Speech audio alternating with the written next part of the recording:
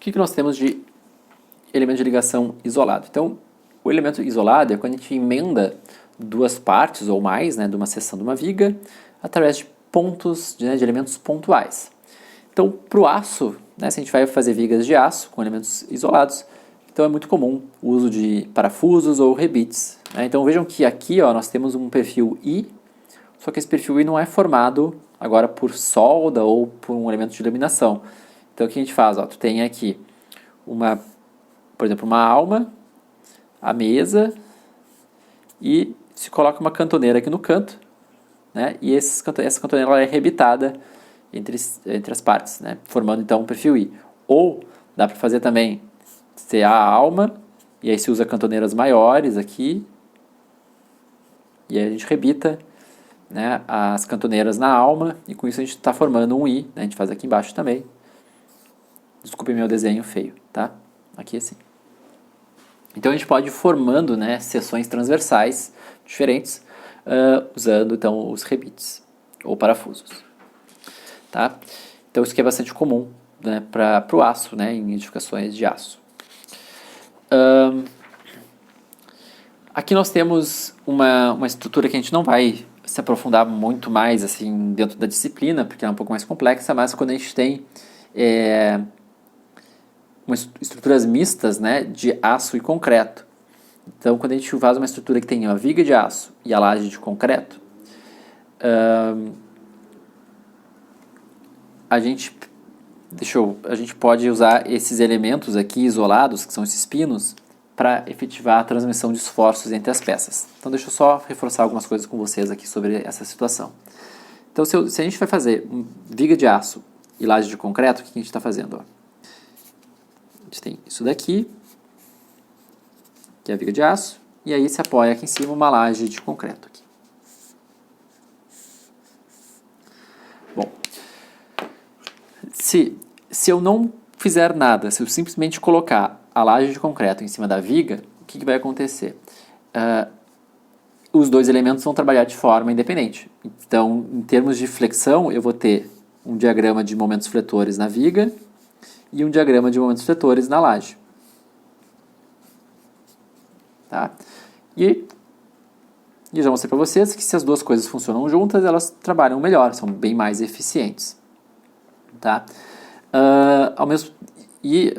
É interessante que a gente faça esses dois elementos trabalharem juntos, também porque, assim, como isso aqui é uma laje de concreto, eu não quero esse diagrama de tração no meu concreto. Né? Eu quero eliminar a tração do concreto, porque o concreto não resiste bem à tração.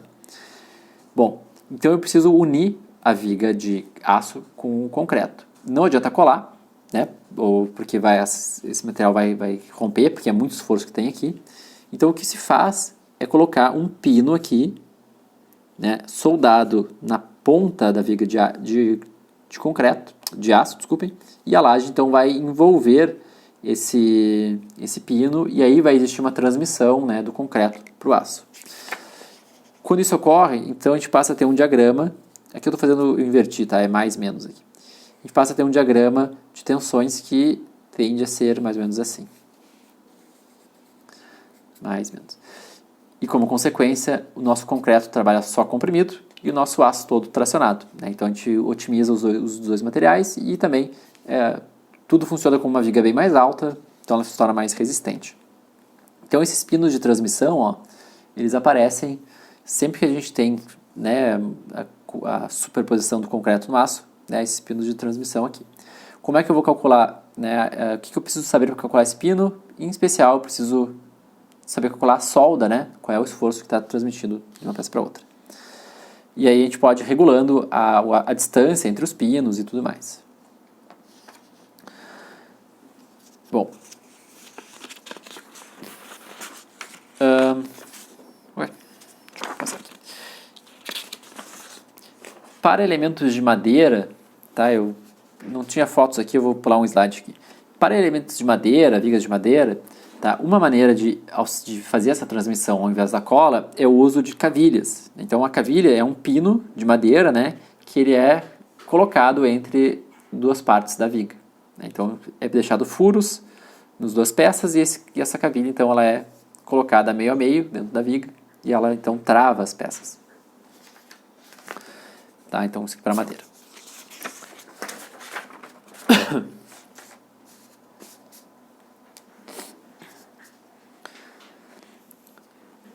Então, para a gente verificar um elemento de ligação isolado, a gente vai ter que calcular qual é o esforço de cisalhamento e, por consequência, as tensões de cisalhamento que atuam nesse elemento de ligação e comparar com a tensão máxima que ele resiste.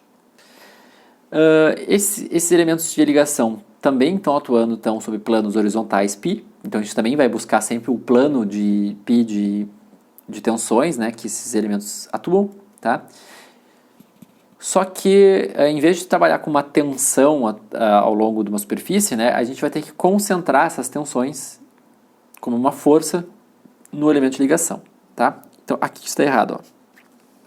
Então, a gente vai aplicar o termo de Zuravsky para lá. Só que a gente vai dar uma mastigada nessa equação agora.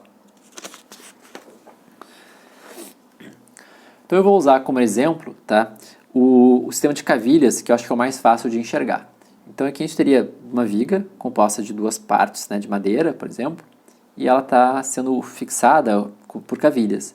Então a cavilha está aqui, ó, colocada dentro da parte de cima, e aí a parte de baixo já tem o furo para a gente encaixar uma a uma. Essas cavilhas, então, elas estão dispostas de uma distância uniforme, que a gente está chamando aqui de lambda. Tá?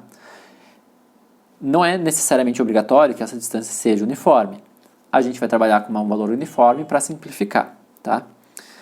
Então, se cada cavilha está afastada lambda de eixo a eixo, né, eu posso afirmar que a distância dos pontos médios entre as cavilhas também é lambda. Tá? Então tá aqui. Como é que eu vou determinar o esforço em cada cavilha? Então vamos fazer de conta que nós não temos uma cavilha. Nós estamos calculando simplesmente a tensão atuando no plano de ligação, no plano de emenda das duas peças. Para fazer isso, eu vou aplicar o teorema de Zuravsky, que é S sobre BI. E vou calcular normalmente. Então, imagine que o que está achurado aqui é a superfície das minhas tensões tangenciais, né, que está atuando. Bem, se eu quiser calcular agora, né, quanto dessas tensões estão sendo transmitidas para cada cavilha, eu posso, então, por exemplo, pegar uma cavilha aqui e estudá-la de forma isolada. Então, esta cavilha, ela está absorvendo todo o diagrama ou todas as tensões de cisalhamento que estão mais próximas delas.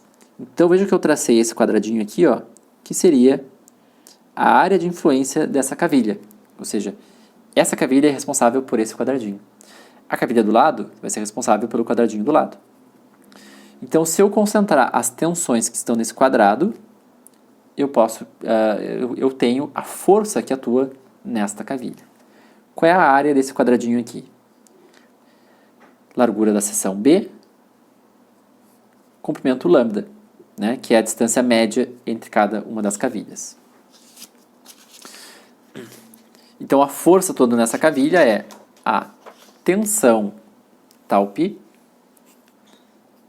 vezes a área B lambda. Eu posso cortar B e B e sobra, então, QS sobre I vezes lambda. Tá? E eu estou chamando essa força, né, atuando na cavilha de ΔR. Tá? Então, nosso ΔR vale QS sobre I vezes lambda.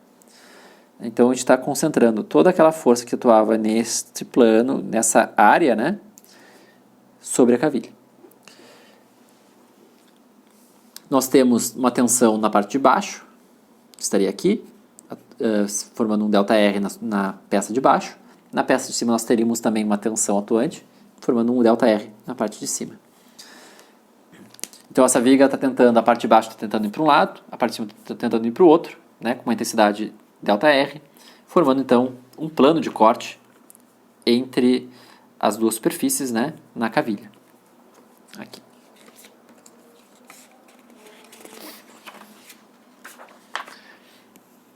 Como essa força resultante, né, ΔR, ela atua sobre um plano de corte simples, né, sem momento fletor, nós temos aqui um cisalhamento convencional, né, o que simplifica o nosso cálculo. Então, esse plano de corte aqui, ó, que se forma aqui, ou aqui, ou aqui, e ele é, nesse caso, né, dessa cavilha, está representado aqui, ó. Então é como se eu tivesse cortado minha cavilha aqui, e esse aqui é o plano de corte. Esse plano de corte tem uma área, que eu chamo de área do elemento de ligação, que nesse caso é a área do círculo. Se a cavilha for quadrada, é a área do quadrado, né, a área da seção transversal do elemento de ligação. E, bom, cisalhamento convencional diz que tensão é Q sobre A, né, cortante sobre área. O meu cortante é ΔR, né, a força resultante do elemento de ligação, sobre a área do elemento de ligação. E aqui então eu tenho a tensão atuando na cavilha, e obviamente então essa tensão tem que ser menor do que a tensão atuante da cavilha.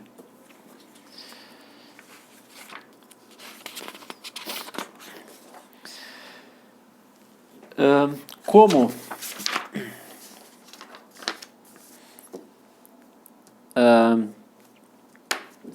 a parte inferior está empurrando as cavilhas para a esquerda, a parte superior está empurrando as cavilhas para a direita. Esse empurrar, né, ele se dá pelo contato lateral da cavilha com a parte da seção da viga. Então percebo que para empurrar, para essa força ΔR se desenvolver, é preciso que as partes da viga empurrem, né, as cavilhas para um lado e para o outro, né, para a resultante aqui ser os ΔRs aqui. Então vejam que aparece então uma superfície de contato de compressão nas laterais dos rebites. Isso é da mesma forma lá de resistência 1, quando se calculava as ligações parafusadas, né, que os parafusos apertavam as chapas, né, gerando tensões de compressão entre as paredes. Então, para evitar que exista, né, esse esmagamento das paredes da cavilha ou da viga, a gente tem que verificar então as tensões de compressão entre as partes. Bem, então, tensão de compressão também é força sobre a área. A força é ΔR, né, que está aqui. A área comprimida é a superfície de contato da lateral do elemento de ligação com as paredes da viga. Então, se a gente olhar de cima, vou pegar aqui.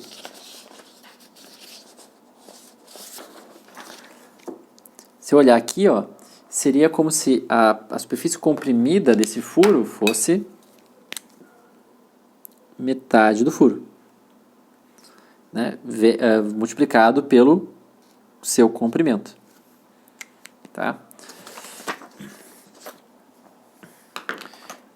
No caso de um furo circular, né, se eu olhar de cima aqui, ó, de um furo circular, a gente pode admitir que a largura de contato é igual ao próprio diâmetro.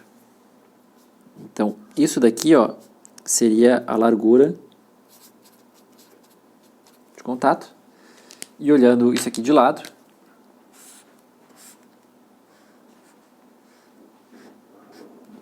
né, o nosso furo aqui visto de lado agora, o comprimento de contato é a profundidade aqui que tem. Esse aqui é o comprimento. Então, o nosso AC é largura versus comprimento.